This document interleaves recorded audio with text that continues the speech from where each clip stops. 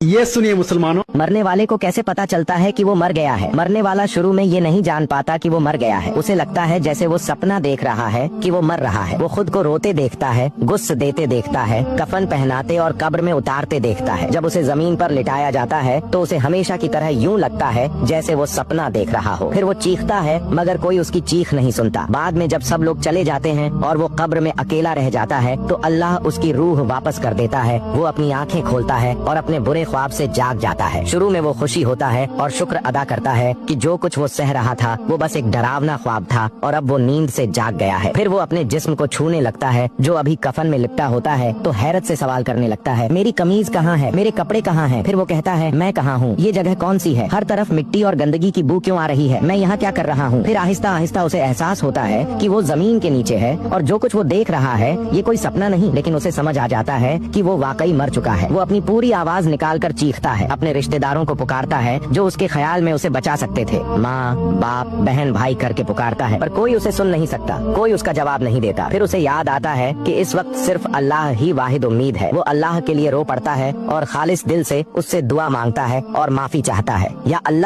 अल्लाह मुझे माफ फरमा, या अल्लाह। वो ऐसी खौफनाक चीख मारता है जो उसने अपनी पूरी जिंदगी में कभी महसूस नहीं की थी। अगर वो नेक इंसान हो तो दो फरिश्ते मुस्कुराते चेहरे के साथ आकर उसे बैठा लेते हैं ताकि उसका दिल मजबूत करें और फिर उसके साथ बेहतरीन सलूक करते हैं। और अगर वो बुरा इंसान हो तो दो फरिश्ते उसके खौफ को और बढ़ा देते हैं और उसके बुरे अमाल के मुताबिक उसे अजाब देते हैं। ए अल्लाह, मेरे गुनाह और मेरी माँ बाप बीवी बच्चों और मेरे तमाम खानदान और दोस्तों के गुनाह माफ फरमा। तो मेरे प्यारे इस्लामी भाइयों और बहनों, आपके पास दो रास्ते हैं। एक, बस ये थोड़ी सी बात पढ़कर यहीं खत्म कर दें और कुछ न करें। दो, एक नई जिंदगी शुरू करें और अल्लाह की तरफ पलट आए, उससे माफी मांगे और नेक अमाल करें। या अल्लाह, मेरी जान उस वक्त तक मत लेना जब तक कि मैं अपनी बेहतरीन हालत में न हूँ और तुझसे मिलने के लिए तैयार न हूँ। आमीन या रब्बुल आलमीन।